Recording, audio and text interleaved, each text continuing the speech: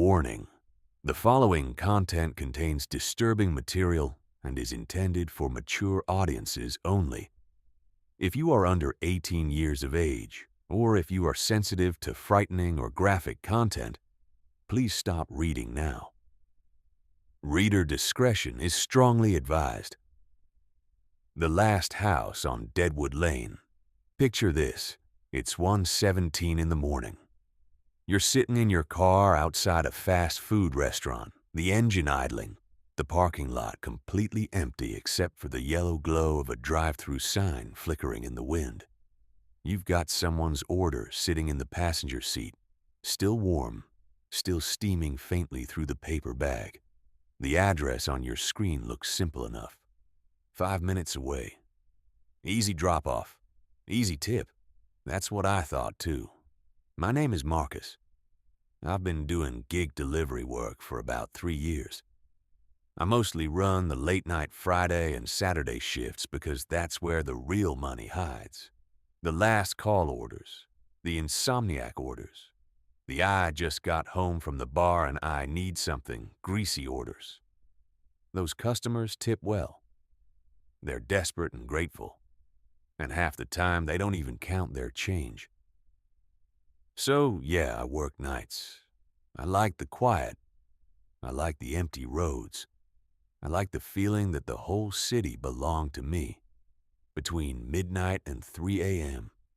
Just me, the headlights, and the hum of the engine.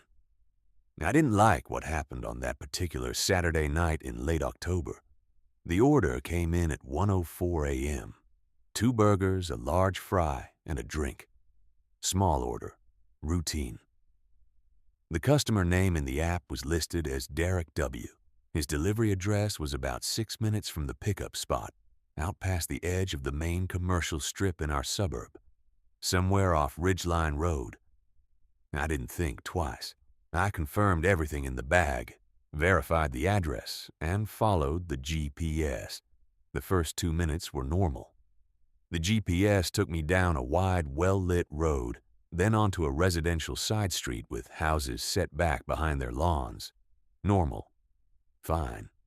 But then the directions told me to turn again, onto a smaller road, and then again, onto an even smaller one.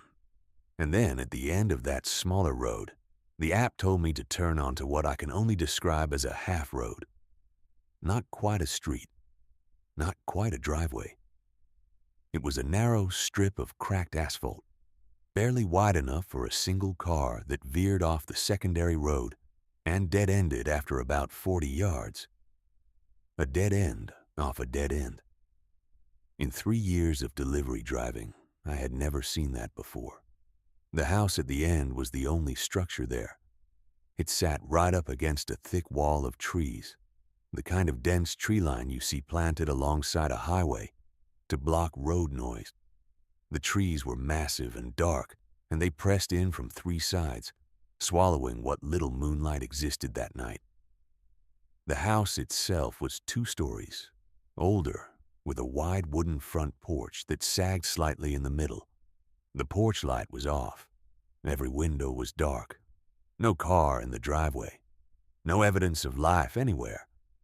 But the address was a match, so I pulled up, put the car in park, and sat there for a moment, engine running. Something felt off. I couldn't name it yet. It was just a low, quiet signal, the kind your body produces before your brain catches up. And I told myself I was being paranoid. Late hour, weird street, that's all. I didn't feel comfortable ringing the bell at 1 a.m. Some people genuinely get angry when a delivery driver wakes up the house. Dogs bark. Light sleepers get pulled out of deep sleep. You get a 1-star review and a note that says, "Do not ring bell," that follows your account for weeks. So instead, I pulled up Derek's number and called him. 1 ring, voicemail. I hung up without leaving a message. A second later, my phone buzzed with a text. "Come to the door." 3 words, no punctuation. No, "Sorry for the late order," or "Thanks for coming out." Just those 3 words, flat and direct, like an order rather than a request. I grabbed the bag and walked up to the porch. The front door opened almost before I reached the top step, like someone had been standing just on the other side, watching through the peephole, waiting for the exact moment my foot hit the porch boards. The man who opened it was in his mid-30s, I'd guess, but his head was completely shaved clean. Not stubble, not a fade, but smooth-shaved. The skin pale and catching the faint ambient light in a way that made him look almost waxy. He was wearing a faded gray t-shirt and mesh basketball shorts, and he was gripping the doorframe with one hand like the floor wasn't entirely trustworthy. The smell hit me before he said a word. It rolled out from inside the house like something physical. Thick, sour, biological, layered. Not the smell of garbage or old food exactly, though those notes were in there. It was something underneath those, something organic and wrong, and it hit the back of my throat and made me breathe through my mouth immediately. I'd never smelled anything quite like it. But some part of me recognized it on a level I didn't want to examine. The man smiled. His gums showed too much. His eyes were glassy and unfocused in the way that tells you someone has been drinking for hours, not minutes. The kind of drunk where the body is working hard just to stay synchronized with itself. "Hey man," he said, the words sliding together slightly. "Come in for a sec. Got your tip in the kitchen." Under normal circumstances, any normal circumstances, I would have said no. I've been doing this long enough to know that entering a customer's home is never required, and almost never a good idea. But the way he said it was so casual, so unremarkable, like he was inviting a friend in from the cold. And free money is free money. I told myself I'd be in and out in 30 seconds. I stepped inside. The kitchen was just off the entryway to the right, small, narrow, with a round table against the back wall. The only light in the room came from one of those plug-in night lights, the orange kind, the size of a fist, plugged into an outlet near the floor. It threw just enough light to see the outlines of things, but not their details. Everything was orange tinted and shadowed. I set the bag down on the table as he'd asked. The smell in the kitchen was worse than it had been at the door. Much worse. It was concentrated here, saturated into the walls and the surfaces and the air. Like whatever was producing it had been doing so for a long time, and the room had absorbed it. I kept my breathing shallow and told myself 30 seconds. In, out, tip, done. Derek disappeared through a door at the back of the kitchen that I could see led to a staircase going down, a basement. He said he'd be right back. He was not right back. 1 minute passed, then another. I stood in the orange-lit kitchen listening to the house breathe around me. The refrigerator hummed. The floor creaked once, somewhere above me. The smell sat on everything like a layer of something physical. That low signal in my gut was getting louder. I drifted into the living room. There was a TV on in there, the only real light in the whole house, a gray-blue flicker from some channel left running. I could see more in there. Old furniture, a coffee table with some stuff on it, a rug. Nothing obviously alarming, but the smell was even worse in this room, fuller and more present. And now I was starting to have thoughts I didn't want to have about what could be generating it. Then I saw the back door. It was a sliding glass door on the far wall, and it was open. Not cracked, genuinely open. A gap of maybe 2 feet. Night air drifting in.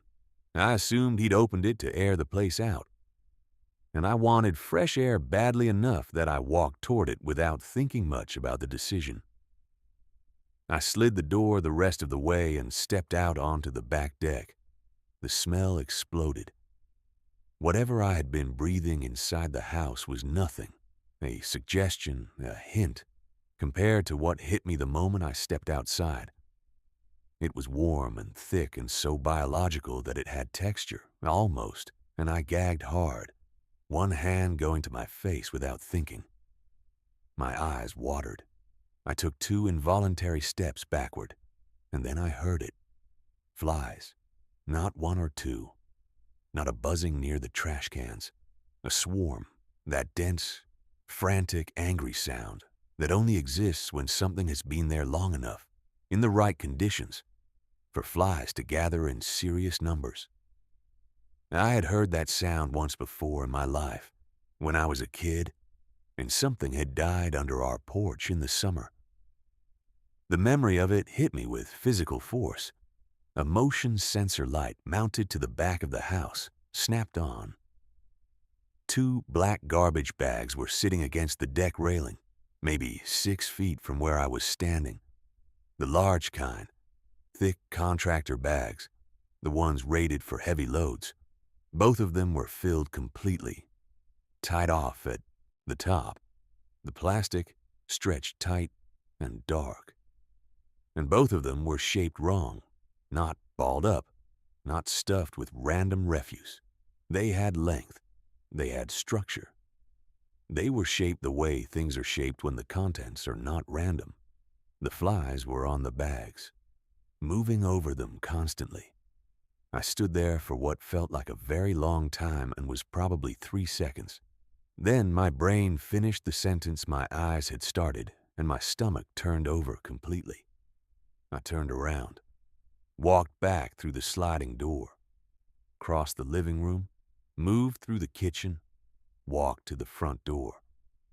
I was moving fast, but not running, keeping my footsteps even, keeping my breathing controlled. Every cell in my body screaming at me to run, and every rational thought I had telling me not to. Not yet. Not until I was outside. I was reaching for the front door handle when I heard Derek's feet on the basement stairs. He came through the kitchen holding a few folded bills, that loose, gummy grin back on his face.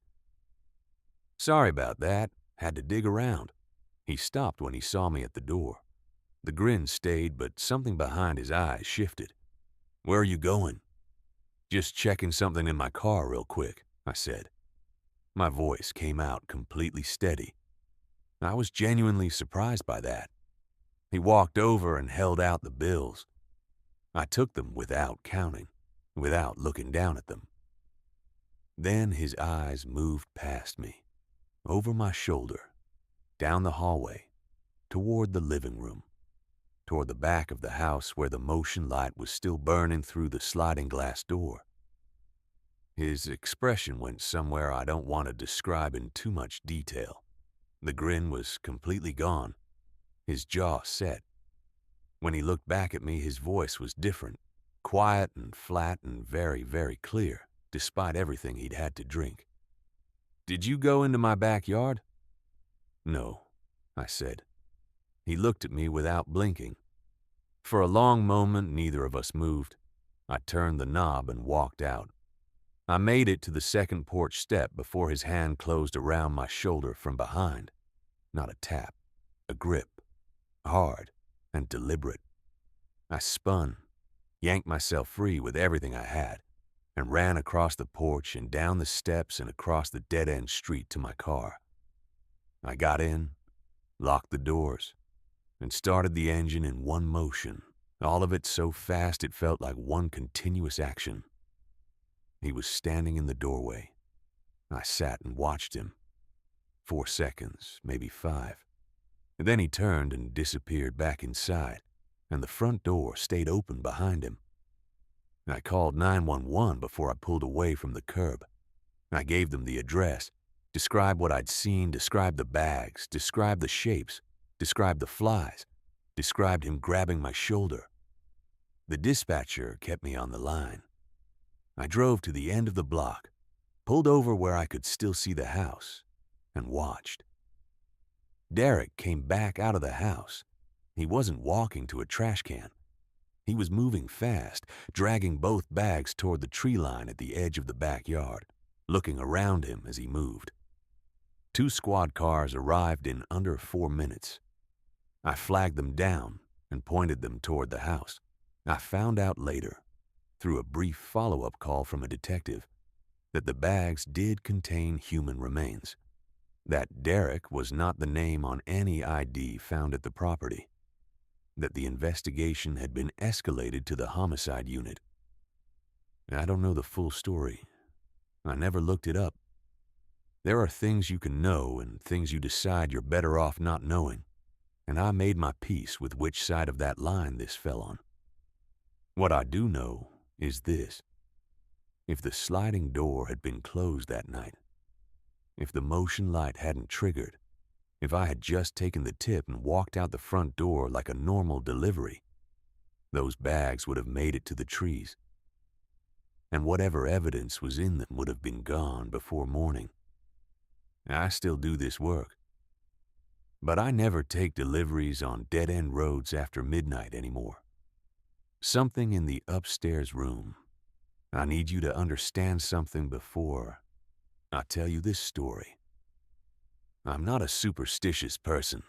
I grew up in a loud, crowded household with older brothers who thought ghost stories were for little kids, and that attitude stuck.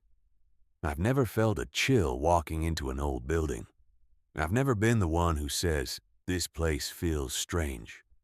I am the person who rolls their eyes when somebody suggests a location is haunted and starts listing structural explanations for every creak and flicker. That's who I am. That's who I was.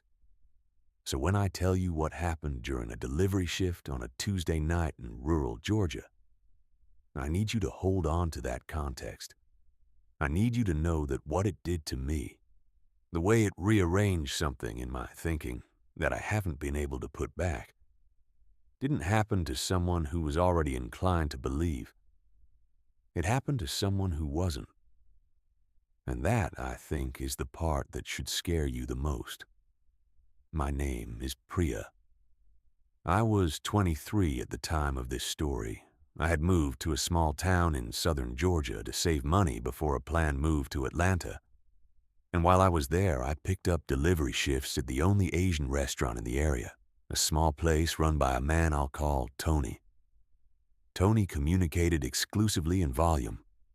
His idea of feedback was yelling, his idea of praise was not yelling, and his idea of management was making sure you understood that your continued employment was contingent on his ongoing decision not to replace you with someone less inconvenient.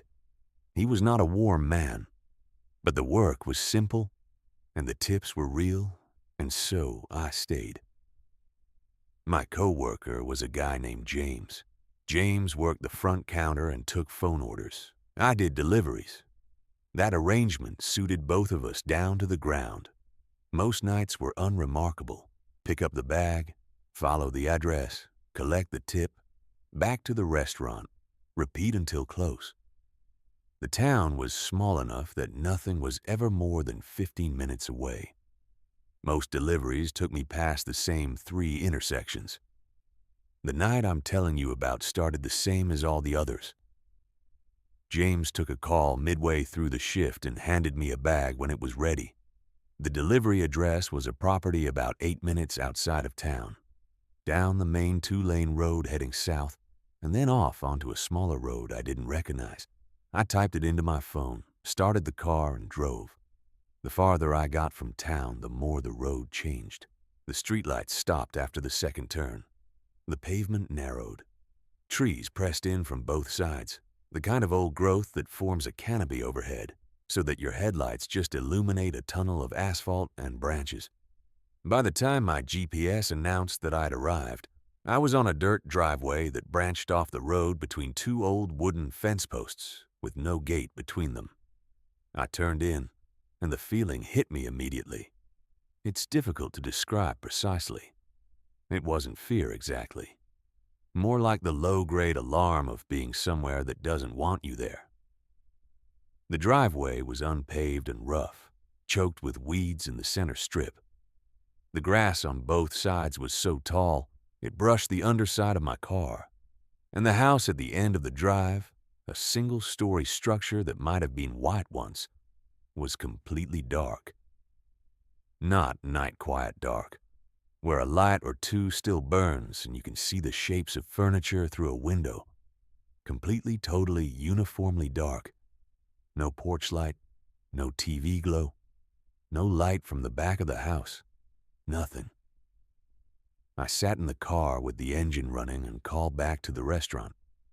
James answered and I explained the situation.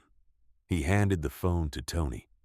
Tony's response was to tell me, at significant volume, to knock on the door and not waste the food. So I got out of the car. The grass was wet, and by the time I climbed the 3 wooden porch steps, my sneakers and the bottoms of my jeans were soaked through. I raised my fist and knocked hard. Not a polite tap, but a genuine knock, the kind that carries through walls and upstairs. 30 seconds of silence. I knocked again. Same force, same duration. The sound traveled and disappeared and came back as nothing. I turned around and walked back to the car. Sat down. Pulled out my phone to text James. Started composing. Nobody home. Address appears vacant. What do you want me to? I looked up through the windshield. One of the upstairs windows was lit. I stopped typing and stared at it. A pale yellowish light. The color and quality of a single lamp. Not overhead lighting. Something smaller and dimmer. And it was on now. In a window that had been dark 30 seconds ago. In a house where every other window was still dark. On now.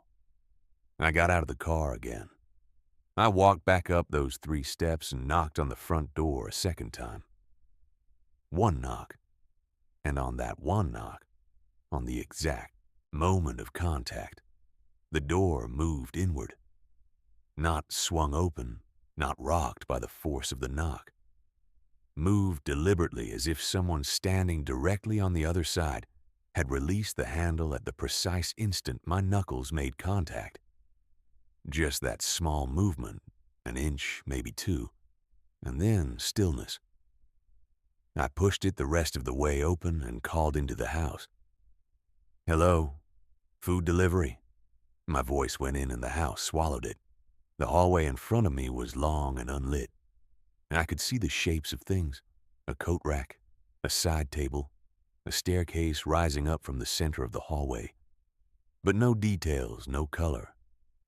Just outlines in the dark. The staircase went up and turned and disappeared into the second floor. I waited for footsteps, for a light to switch on, for any human sound. Then from somewhere above me, 2 words in Spanish. Aquí arriba, up here. My high school Spanish was limited to roughly 12 words, but those 2 were among them. I stood at the bottom of the stairs and looked up. From the lit room at the top of the landing, a narrow triangle of pale yellow light lay across the hallway floor. And in that light, extending out from around the doorframe, reaching into the hallway from inside the room, was an arm. From the elbow down, nothing else. No face, no body, no figure standing in the doorway. Just a forearm and a hand, pale and still, and the hand was moving. Fingers curling slowly toward the palm, opening, curling again. Come here. Come here. Over and over. Patient and deliberate, like it had been doing this for a long time and had no intention of stopping. I want to be honest about what I felt in that moment. I was unsettled, genuinely deeply unsettled, but I was also annoyed and exhausted from a long shift, and Tony's voice was still somewhere in the back of my head. So I tightened my grip on the paper bag and called up the stairs. I have your order. Come down to the door and I'll hand it to you. The arm kept moving. Come here. I'm not coming up. Come downstairs or I leave with the food. The arm stopped moving, pulled back, disappeared into the room. Silence. I stood at the bottom of the stairs and counted. 1, 2, 3. The yellow light from the room at the top hadn't changed. Nothing moved. I had just made the decision to back out the front door. I had actually shifted my weight toward the exit when something came down the stairs at me. It came fast. It hit me in the chest with enough force to knock me back into the wall, and the impact was so sudden and so unexpected that it took me a full 2 or 3 seconds just to understand that something had struck me. I looked down. On the hallway floor at my feet was a human arm, severed just below the shoulder. Real, not rubber, not silicone, not a Halloween prop. Real skin, real texture, the cut end dark in the hallway light.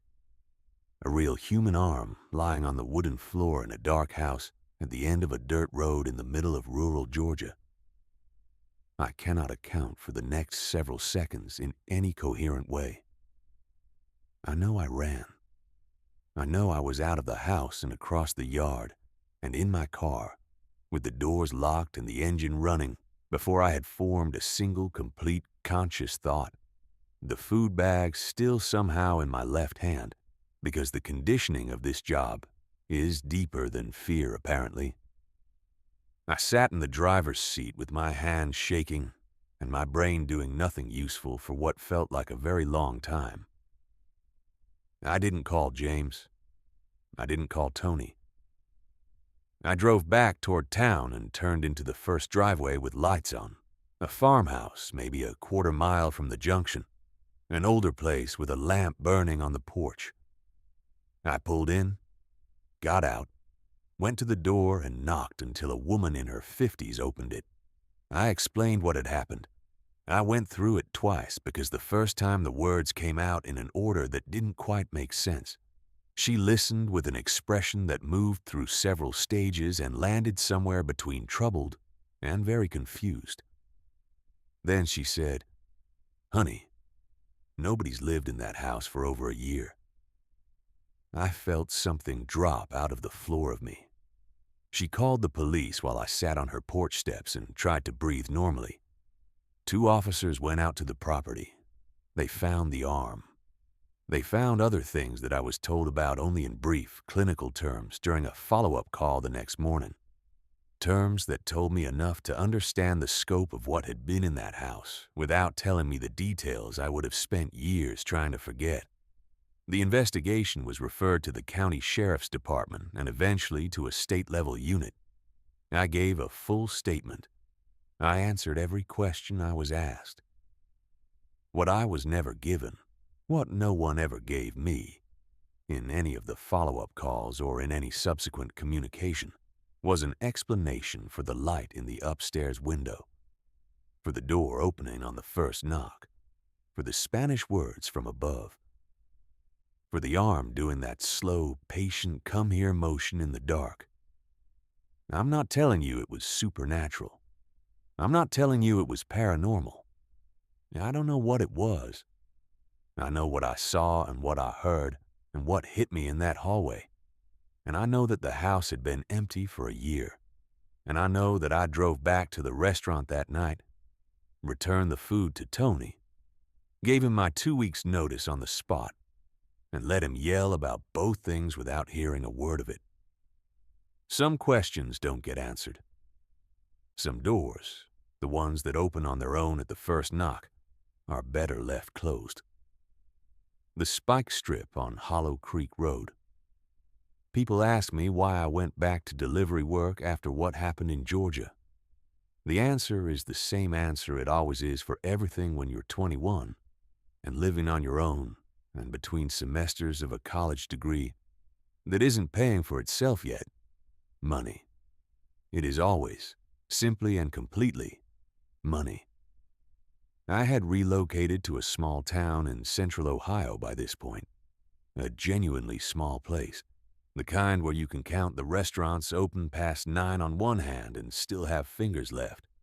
The town was surrounded on every side by trees, and every road leading out of the center eventually went dark.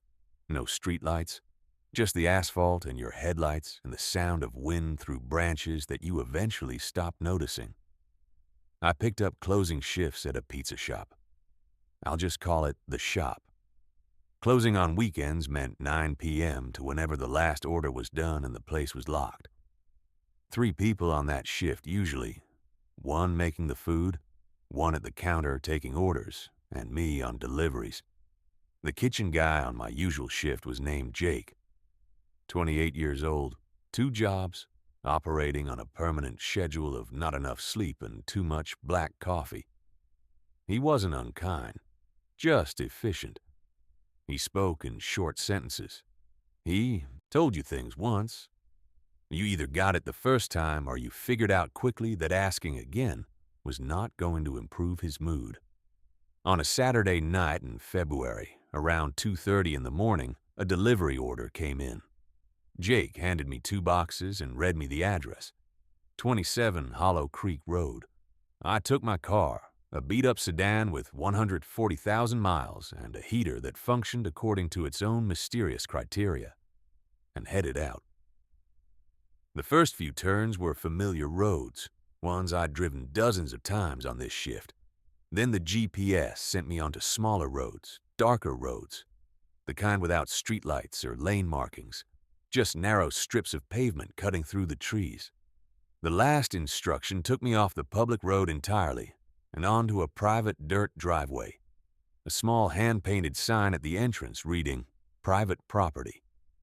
I'd delivered to private driveways before. The town was full of them. I turned in without much thought. 30 yards down the driveway, I heard the bang, a sharp crack, followed immediately by the unmistakable sensation of a tire losing pressure. The way the car sinks slightly to one side, the way the steering wheel starts to pull, the flopping rhythm building underneath you that tells you something is very wrong and getting worse with every foot you travel. I stopped the car and got out. Front right tire, flat. The rubber was already separating from the rim along one side, the damage done in an instant. I stood on the dirt driveway in the cold February dark at 2:30 in the morning and did the math. Roadside assistance would take 45 minutes minimum, probably closer to an hour given the time and the location. The house I was delivering to was visible through the trees ahead, maybe 100 yards away. Lights on inside, clearly occupied. The logical choice, the fastest choice, was to walk the pizzas up, collect payment, and ask the customer if he had a spare tire or basic tools while I waited for assistance. So I walked up to the house. It was average-sized, wood siding, a detached garage off to the left, every window covered by closed blinds. The kind of house that doesn't offer anything from the outside. No decoration, no details, no suggestion of the person inside. I rang the bell. The door opened almost immediately. The man who answered was my age, roughly, mid-20s, jeans and a flannel shirt, a little tired around the eyes. He had the specific look of someone who had been up late watching something and ordered food because the thought of cooking at 2 a.m. was unbearable. He looked completely, utterly normal. He looked exactly like 100 other people I had delivered to on 100 other late nights. He took the boxes. I handed him the receipt. He gave me the cash. And then I told him about the tire. His expression shifted the way a decent person's face shifts when you tell them something unfortunate. The brow coming down slightly, the eyes going a little more focused, concern replacing the casual pleasantness. "That's rough," he said. "I can give you a hand. Let me grab my tools from the garage."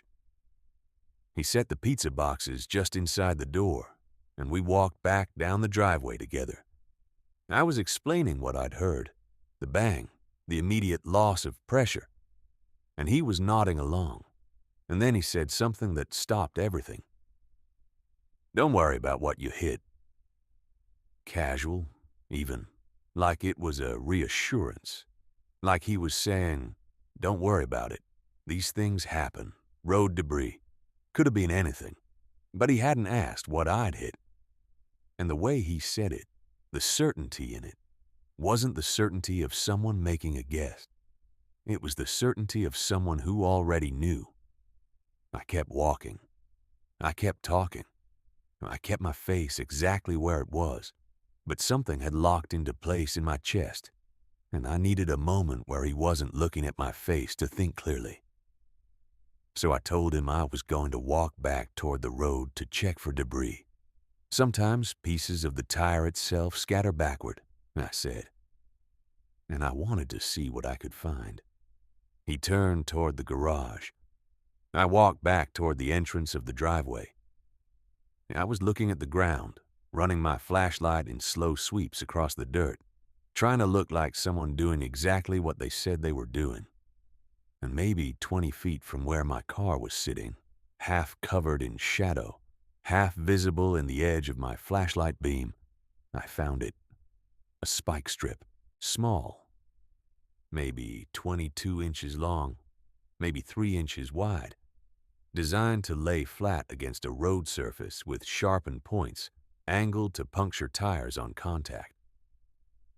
Not the heavy, reinforced kind that law enforcement uses. A homemade version, the kind that takes deliberate effort, deliberate materials, and a deliberate decision about where to put it. It was on a private driveway, his private driveway, in the exact location where a delivery vehicle would have to drive to reach the house. I stood there looking at it for 5 full seconds. Then I turned off my flashlight, turned around, and walked back toward the car at a completely normal pace. Face neutral, hands relaxed. The whole walk back, which was maybe 40 feet, I was having the most intense internal conversation I have ever had with myself. "Didn't find anything," I called out to him. He was halfway to the garage, hand on the side door. He stopped and turned and looked at me. It was a long look, an evaluating look, the kind where someone is reading you closely, deciding something. I held his gaze and kept my expression where it was. Then he turned back. "Hang on, I'll grab what I need." He went through the garage door.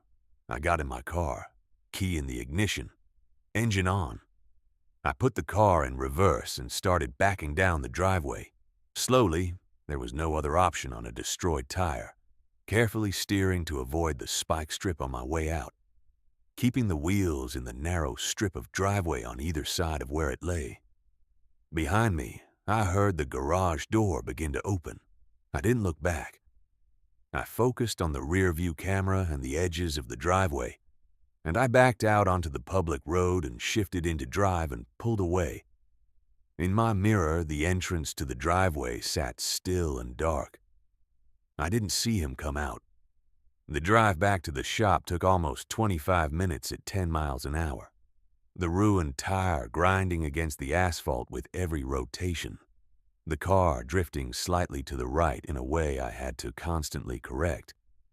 When I finally pulled into the lot with 15 minutes to spare before close, Jake was standing near the counter, and one look at my face told him something had happened. I told him everything. The strip, the man's comment before we'd even gotten to the car, the garage door opening as I left. The woman working the counter that night stood with her arms crossed and her eyes going wider with every sentence. Jake's response was characteristically brief. "Drive home slow. It's 5 minutes. Fix the tire tomorrow." And then he and the counter woman locked up, got in their respective cars, and left, because it was close enough to closing time, and because Jake was Jake. I sat alone in the parking lot. The lot was well lit, and I could see both ends of the main road clearly from where I was parked, which was how I noticed it when a car pulled in from the far end and cut its headlights. It didn't park near the entrance. It didn't pull up to the building. It rolled to the far edge of the lot, maybe 60 feet from where I was sitting, and stopped there, engine running presumably, lights off, pointing in my direction, just sitting. My first thought was, this is the man from Hollow Creek Road. My second thought was, I cannot drive away. I cannot lead this person to my apartment. I called 911. I gave the dispatcher my location, described what I was seeing, described the car as best I could in the dark. I kept my eyes on it while I talked. It didn't move. It just sat there in the dark with its lights off, and I sat in the other corner of the lot with my phone to my ear, and the two of us watched each other across 40 feet of empty parking lot for somewhere between 5 and 7 minutes. Then a squad car turned slowly into the lot from the main road. I beat my horn once. The officer pulled up alongside me, both of us rolling our windows down simultaneously. I pointed at the car across the lot, and it moved. The engine revved hard. I heard it before the car lurched, and it shot out of the lot with its lights still off, running a stop sign at the corner and disappearing down the road in 3 seconds flat. The officer hit his lights and went after it without a single word to me. He was gone before I could finish saying anything. I called the station the next morning. They told me they couldn't share information about an ongoing investigation. I was not contacted again. I drove home that night at 10 miles and an hour on a destroyed tire, watching my rearview mirror every 30 seconds. And when I pulled into my parking space, I went inside and locked every lock in the apartment and lay on my bed, staring at the ceiling until my body finally decided it was done, running on adrenaline. I quit that job 2 months later. I told myself it was for better opportunities. That was partly true. The real reason was simpler. I had started doing math every time a new delivery address appeared on my screen. Is this road lit? Is this a real street? What's between the property and the nearest neighbor? How long would it take someone to hear me if I yelled? That math had become automatic and involuntary, and I knew it wasn't going to stop. And I knew that meant the job had changed into something I didn't want anymore. The spike strip is still there, for all I know. Some version of that driveway exists somewhere right now, waiting for the next set of headlights to turn in after midnight. I hope whoever's driving is paying attention. What the night shift costs. There's a version of this kind of work that most people never think about. When you order food at midnight, when you're half asleep on your couch and you open an app and tap a few things and set your phone back down, you don't think about the person who's going to pick that order up and drive it to you. You think about the food. Maybe you think briefly about the tip, but the driver, the actual human being who gets in their car alone at 1 a.m. and starts following GPS directions to an address they've never been to, that person doesn't really cross your mind. They cross mine now. I've spent a lot of time since talking to people who do this work. Gig drivers, restaurant couriers, the people keeping the overnight delivery economy running while everyone else sleeps. Almost all of them have a story. Not always a dramatic one. Sometimes just a house where the vibes were wrong and they left fast. A customer who answered the door with something strange in their hand. A moment where the hair stood up on the back of their neck for no reason they could name. The work puts you in a position that doesn't get talked about enough. You are a stranger, alone, going to addresses you've never seen, at hours when witnesses are scarce, for people you know absolutely nothing about. The app knows your GPS location. The restaurant knows what order you picked up. But between the pickup and the drop-off, you are on your own in a way that most people who haven't done this work don't fully appreciate. Think about what Marcus did on that dead-end road in October. He was standing on a stranger's back deck at 1 in the morning, flies on black garbage bags, the smell making his eyes water, and he had to make a decision in real time, not with hours to think it over. Not with someone to consult, but in the next 5 seconds, with a drunk man somewhere in the basement of the house behind him. He chose correctly. He walked back through the house, took the tip, made up a story about his car, and got himself out before anything worse could happen. Most people in that moment would have frozen. The brain doesn't process that kind of information gracefully. He kept moving. That decision almost certainly mattered in ways he'll never fully know. And think about Priya at the bottom of those stairs, alone in a house that had supposedly been empty for a year, watching a disembodied arm reach around a doorframe and beckon from the dark. She didn't go in. She held the line, told whoever or whatever was in that room to come out. And when it threw something at her instead, she got out. She was scared. She has said this. She doesn't pretend otherwise. But she didn't freeze, and she didn't go into that room.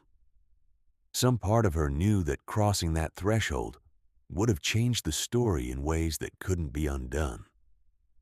And think about the parking lot in Ohio, 2:30 in the morning, a car sitting in the dark 60 feet away with its lights off. Think about what it takes to sit still in that moment instead of driving away on a ruined tire, to stay put and call for help and wait. The instinct is to move, to flee, to put distance between yourself and the thing that's scaring you. Staying still and calling for help takes a different kind of nerve. The thing that connects all three of these accounts, the thing that stays with me, is how ordinary the beginnings were.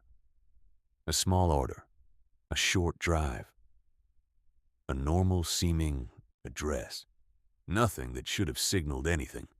The system sent a driver to a house and the driver followed the directions. That's all.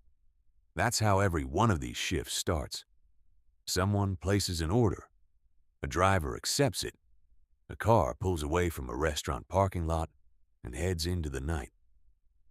The night shift is a strange and specific world, and most of the people living in it are just trying to get through the hours. They're paying for school, covering rent, picking up extra cash between day jobs. They take the shifts nobody else wants because those are the shifts that are available, and they drive to addresses they've never been to. And they knock on doors, and most of the time, almost all of the time, they hand over the food, take the payment, and drive back. Routine, unremarkable, safe. But sometimes the address is at the end of two dead ends. Sometimes the light turns on in a window of a house nobody has lived in for a year. Sometimes there's something on the private driveway that nobody talks about, and you don't see until it's too late.